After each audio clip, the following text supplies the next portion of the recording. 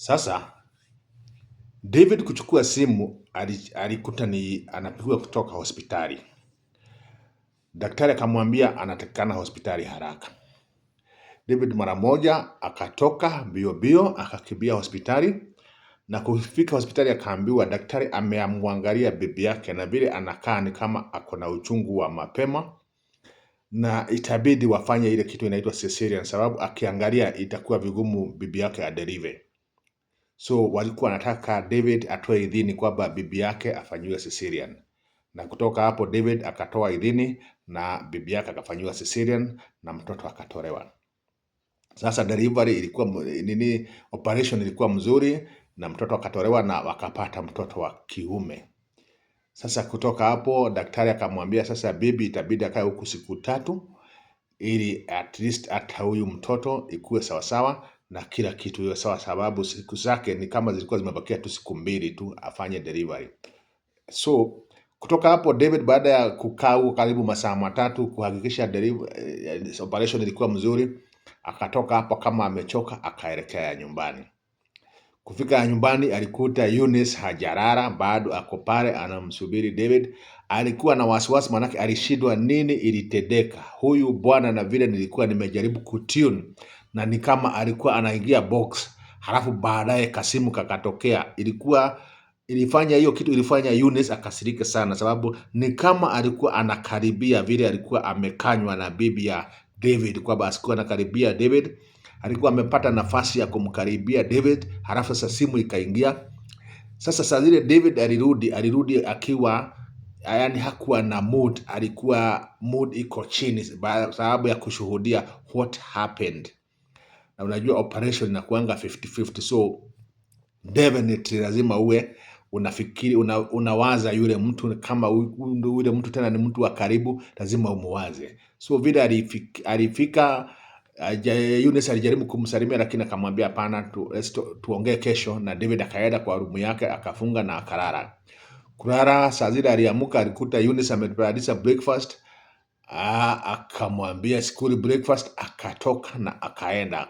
Alifika hospitalini akakuta bibi ako sawa na mtoto wako sawa, na kutoka hapo David akaenda kazini. Kufika kazini bibi yake alikuwa amemwambia akiweza kurudi nyumbani aende amwambie msichana amtengenezee tumayai aende ampelekee na kauji, manake kuna ile unga alikuwa amenunua. Sasa alikuwa amemwambia David amwambie msichana amtengeneze ili ampelekee masaa ya lunch. So David alipofika kazini akampigia msichana simu akamwambia nataka utengeneze uji na ile unga iko hapo uimix. Akamwambia vile tai mix, alafu akamwambia pia utengeneze mayai 2 saa zile saa ikikaribia saa 6:30 nitakuja huko saa 7. So saa 7 ikifika David alikuwa nyumbani, akaenda akachukua zile vitu na akapelekea bibi yake. Kupelekea bibi yake, bibi alifurahi na akamwambia ni asante vile amemkumbuka kumpelekea. So David kumaliza na bibi yake akashindwa sasa ataenda wapi, ikabidi aende nyumbani. Kwenda nyumbani msichana alimuuliza what happened, nini iliendelea? Niliacha tu unaongea na simu halafu ukaenda na kutoka hapo hujaongea. Akamuuliza bibi ako sawa? Mbona sasa bibi ameanza kukunywa uji? Akamwambia bibi wangu alizaa, amepata mtoto wa kiume na ndio sababu. So Eunice akamwambia congratulations, na ile congratulations Eunice alijaribu kuhug David. Ni kweli hug haikuingia sababu David aliikataa, lakini Eunice alikuwa amemanage kumshika David, na hata kama David hakurespond, lakini Eunice at least alikuwa na hiyo nafasi ya kuwa karibu na David hiyo dakika moja ambayo alimshika na hakumwachilia.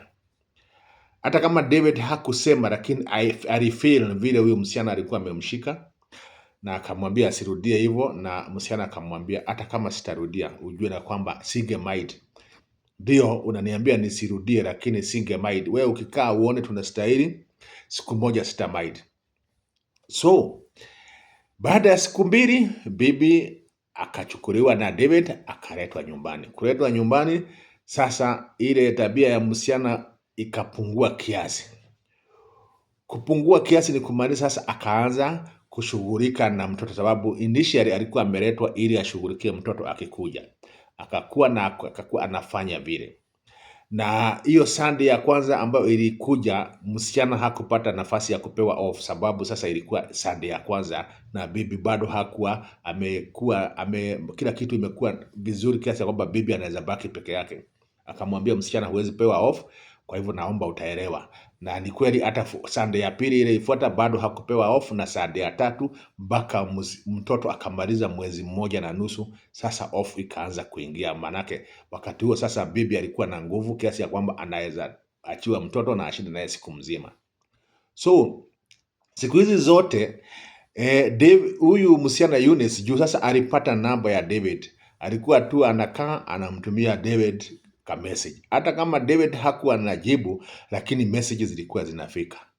So siku moja David akajiuliza, na huyu msichana huwa anataka nini? Sababu hata kama sirudisi message bado anafuata kuniambia shida vizuri, umeamkaje, I hope you had a good day, I hope umefika vizuri. Hizo ndizo message zile zilikuwa zinatumwa na Eunice ikitumiwa David.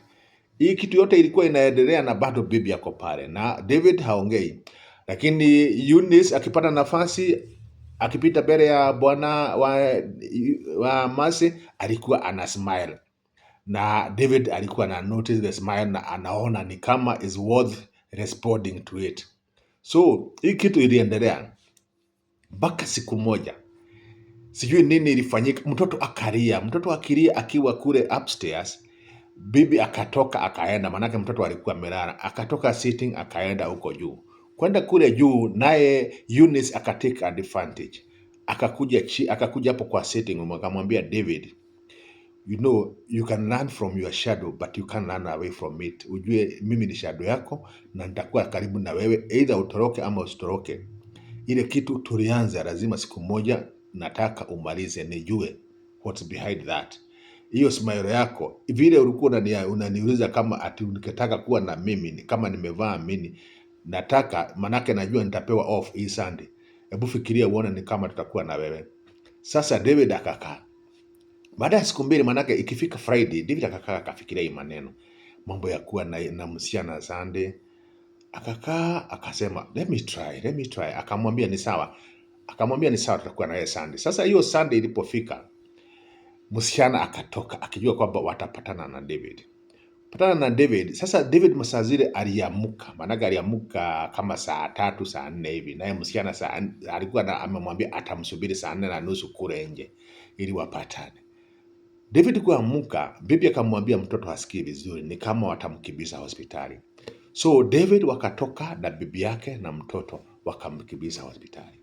Kumkimbiza hospitali kule walienda wakachukua almost 3 hours mtoto wakiangaliwa. Saa zile walikuwa narudi saa 8 saa 9. Saa hizo Eunice alikuwa amepiga simu, ijapokuwa David alikuwa ameweka simu yake on silent mode, sababu alikuwa anajua walikuwa na mtu walikuwa supposed kuonana yeye, na sasa hawaonani sababu sasa ameenda kushughulikia mtoto.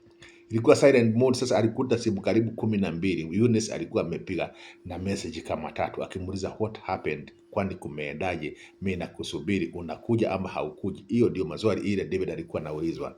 Sasa hakujibu, lakini baada ya kumalizana na kupeleka mtoto hospitali, mtoto kutengenezwa na kurudisha bibi na mtoto nyumbani, David alimanage kutoka na akaenda hapo Roko Pub kumeza kamoja. Alipoenda hapo sasa alijibu message akamwambia mtoto aligojeka na ilibidi tumpeleke hospitali, ndio sababu sikuonekana. Msichana akamwambia basi umenikosea, lakini juu ni mtoto, hiyo maneno nimemaliza. Let's hope next time mtoto hatagojeka. So ikakuwa hivyo na wakaagana hivyo, na baadaye msichana aliweza kukuja nyumbani, lakini sasa akikuja David hakuwa amerudi. David alirudi baadaye. Sasa nitakuja mimi hapa, unisubiri hapa Kirehu TV, nitakuja nikuelezea kwamba baadaye kama kweli Eunice alifaulu kupata date ya David, sababu kila wakati ikikaribia anapata date kunatokea ajabu. Mara ya kwanza bibi ndiye huyo, mara ya pili mtoto ndiye huyo, sasa mara ya 3 sijui kama David atajitoa ama atajikuta. Kumbuka kwamba yu mrembo ameona David na amependa, na sio kupenda tu, kwanza amefanya uchunguzi akajua David akona mali mingi, na kwamba kule kazini akona cheo kikubwa, na kwamba ana pesa. Kwa hivyo msichana haoni kwa nini hizi pesa zote zikuliwe na bibi mmoja tu, na yeye yuko hapo na anaona ni kama anaweza kuwa huyo mtu ambaye David atapenda. So tukae hapa tujue kama kweli David ataanguka kwa mtego ya Eunice ama hataanguka. Naitwa Simon Kirego, asante kunisikiza.